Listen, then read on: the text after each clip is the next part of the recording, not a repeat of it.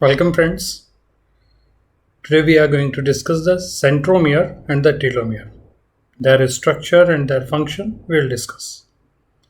जैसा हमने पिछले लेक्चर में ये कंसिडर किया था यूक्रोमेटिन और हेटेरोक्रोमेटिन जब हम पढ़ रहे थे कि हेटेरोक्रोमेटिन और स्पेशली कॉन्स्टिट्यूटिव हेटेरोक्रोमेटिन के जो दो कॉमन एग्जाम्पल हैं वो सेंट्रोमियर और टेलोमियर है।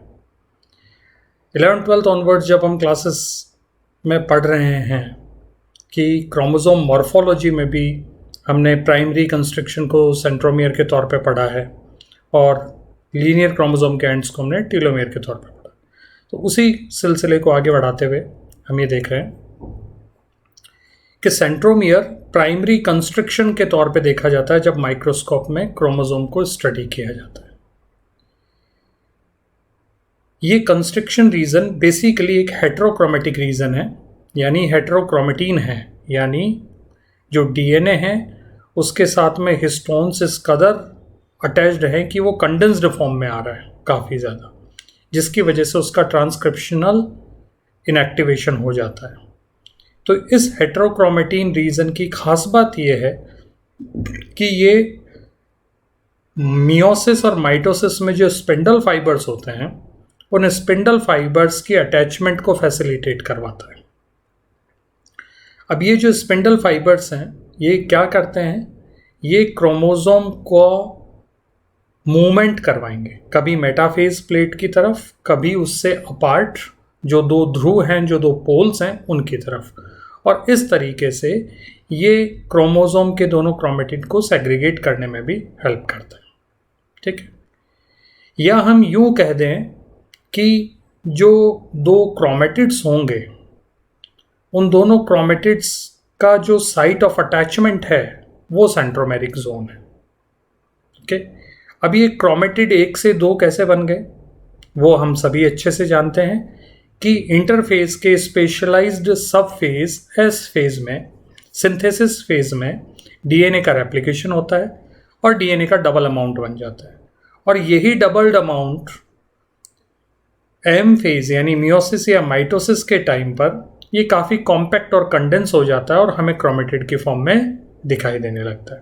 और जहाँ पर वो दोनों क्रोमेटिड जुड़े हुए होते हैं, जैसा कि आप इस डायग्राम में देख पा रहे हो बहुत आसानी से, ये दो ब्राउन कलर में जो क्रोमेटिड्स हैं और ये सेंट्रल रीजन पे जुड़े हुए हैं, इसलिए इस जोन को सेंट्रोमियर नाम दे दिया गया।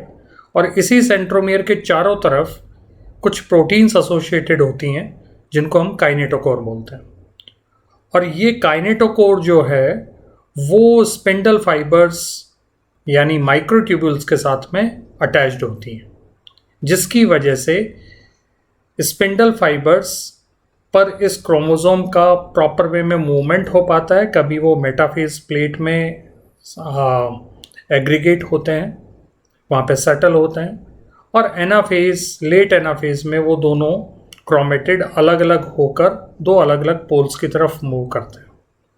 ठीक है, इसलिए सेंट्रोमियर रीजन का जो मेजर रोल है वो इस बात में है कि ये जो क्रोमेटिड्स हैं उनका डॉटर सेल्स में करेक्ट डिस्ट्रीब्यूशन करवा पाते हैं।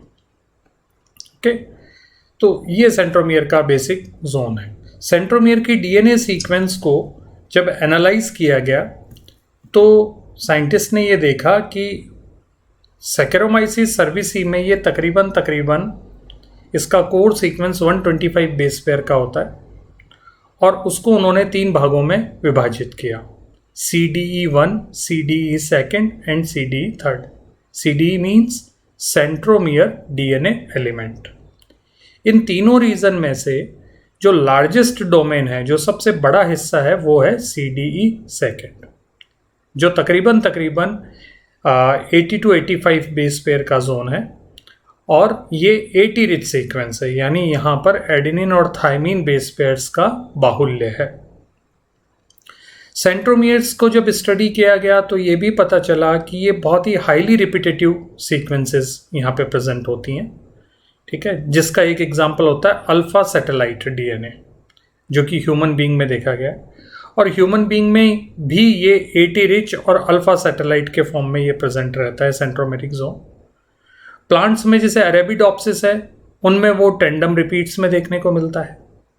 ठीक है, तो इस तरह से साइंटिस्ट ने देखा, ड्रोसोफिला में अरेंजमेंट कुछ और था, तो साइंटिस्ट इस कंक्लूजन पे पहुंचे कि हर ऑर्गेनिज्म में सेंट्रोमेरिक डीएनए सीक्वेंस जो है वो जरूर अलग अलग रहेगा, कॉमन तो सिर्फ उनका फंक्शन है।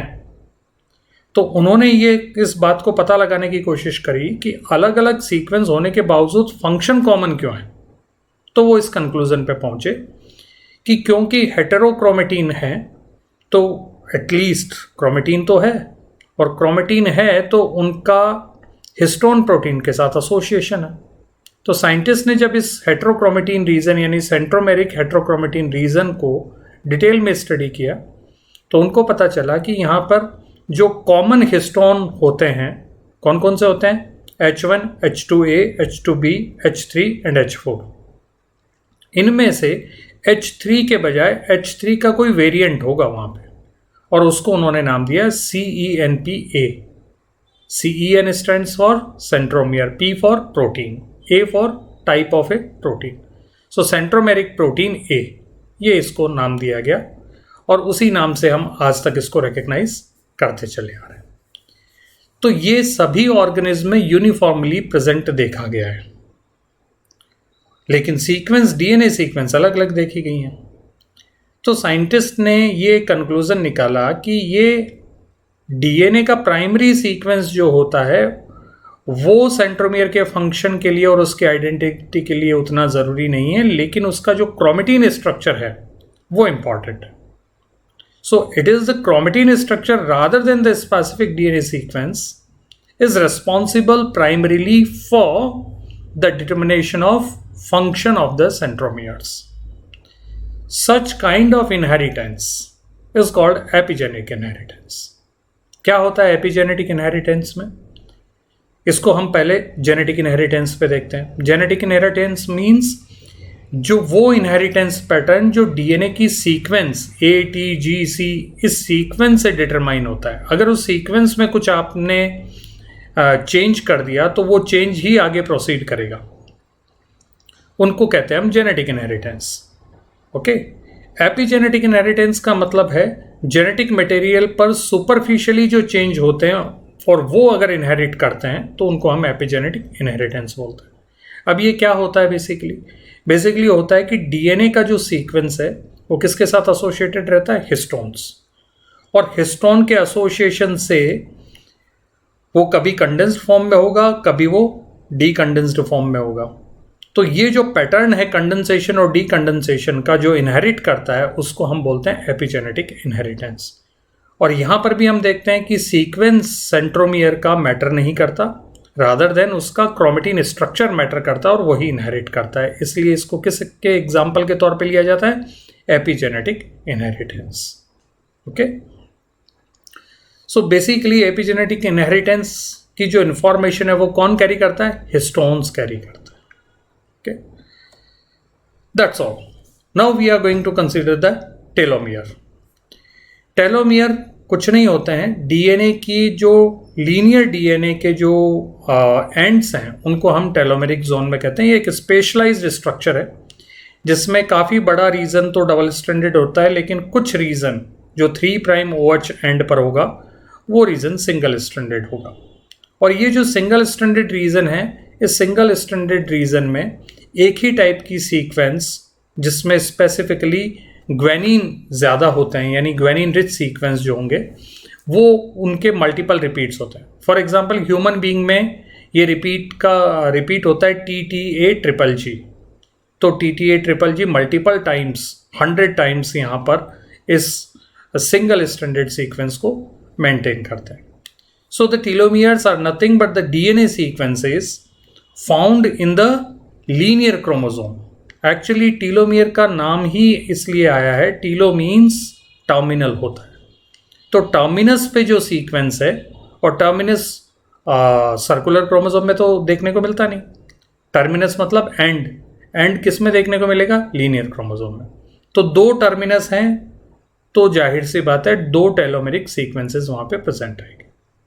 और ह्यूमन बीइंग में इसमें जो रिपीट्स हैं वो है TTA-GGG। इसी तरीके से टेट्राहाइमेना जो कि एक प्रोटोजोन है उसको भी डिटेल में स्टडी किया गया उसके टेलोमेरिक सीक्वेंस के रेफरेंस में, तो पता चला यहाँ पे TTA ट्रिपल जी के बजाय TT 4 टाइम्स GG आता है। ओके, और इसी सीक्वेंस की वजह से टीलोमियर क्या करता है, एक लूप बना लेता है। और क्योंकि इस लूप को काटने के लिए कोई स्पेशलाइज्ड DNAs होते नहीं हैं हमारी सेल में, इसलिए क्रोमोसोम के जो एंड्स हैं वो मेंटेन्ड रहेंगे। और जब वो एंड्स मेंटेन्ड रहेंगे तो उसको स्ट्रक्चरल आइडेंटिटी देंगे। अदरवाइज सारे क्रोमोसोम आपस में जुड़ सकते हैं, क्योंकि ये एक सिंगल स्टैंडर्ड जोन है, तो सिंगल स्टैंडर्ड जोन तो स्टिकी नेचर का होता है, वो आपस में जुड़ जाएंगे सारे क्रोमोसोम। लेकिन वो जुड़ नहीं पाते। क्यों नहीं जुड़ पाते? क्योंकि टेलोमेरिक जो सीक्वेंस है वो लूप बना लेती है, जिसको हम टी लूप या टेलोमेरिक लूप बोल दिया करते हैं। और इस लूप को काटने के लिए हमारे पास में DNAs प्रेजेंट नहीं होते। तो इस तरीके से हमने देखा कि टीलोमियर्स जो होते हैं वो लीनियर क्रोमोसोम को स्ट्रक्चरल स्टेबिलिटी और इंटेग्रिटी प्रोवाइड करवाते हैं, और मोर इम्पॉर्टेंटली ये इसके कंप्लीट रेप्लिकेशन के लिए ज़रूरी है। कंप्लीट रेप्लिकेशन के लिए क्यों ज़रूरी है वो हम आगे बात करेंगे।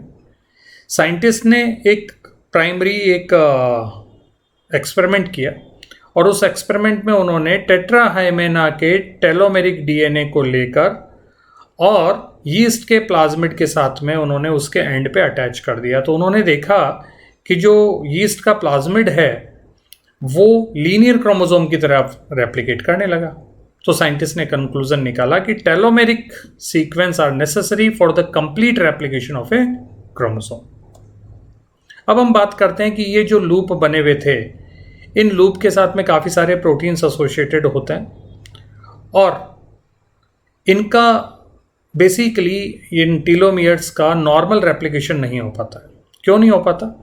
क्योंकि DNA पॉलीमरेजेस किसी भी DNA सीक्वेंस को एक्सटेंड तो कर सकते हैं, लेकिन टर्मिनस से स्टार्ट नहीं कर सकते। और वो स्टार्ट भी कर देंगे, मान लिया कि फाइनल जो सीक्वेंस है उसको एज ए टेम्पलेट मान के रेप्लिकेशन कर रहे हैं, तो वो सबसे पहले प्राइमर बनवाएं चाहिए उनको। प्राइमर जो भी होगा, एंड पे जो प्राइमर होगा वो डिलीट हो जाएगा, क्योंकि प्राइमर का नेचर सिर्फ और सिर्फ DNA पॉलीमरेज को free 3 prime OH and provide करवाना है। तो जब वो डिलीट हो जाएगा तो फिर उस जोन का रेप्लिकेशन कैसे हो पाएगा? उसके लिए हमें अलग से प्राइमर चाहिए, और प्राइमर हवा में हो नहीं सकता। तो इस गुत्थी को सुलझाने के लिए बेसिकली एक अलग टाइप का DNA पॉलीमरेज काम में लिया जाता है, जिसके पास में रिवर्स ट्रांसक्रिप्टेज एक्टिविटी होती है, और उस एंजाइम को नाम दिया जाता है टीलोमरेज। और इस टीलोमरेज की वजह से ही टीलोमियर का रेप्लिकेशन प्रॉपर होता है। अगर टीलोमरेज नहीं है तो नॉर्मल DNA पॉलीमरेज टीलोमियर का कंप्लीट रेप्लिकेशन ना करके कुछ हिस्से का रेप्लिकेशन करेंगे और कुछ हिस्से का नहीं कर पाएंगे। और ऐसा अगर जनरेशन आफ्टर जनरेशन हम देखें तो टीलोमियर छोटे होते चले जाएंगे, क्रोमोसोम छोटे होते चले जाएंगे, जो कि हो सकता है एजिंग या कैंसर का कारण बन जाए। तो maintenance of telomeres is very important in the studies of ageing and cancer. To protect the organism from aging, it is considered that telomeric sequence is highly important. Okay, तो इस तरीके से हमने क्रोमोसोम और टीलोमियर्स के क्रोमोसोम के टीलोमियर्स और centromere के बारे में बात करें। Thank you so much.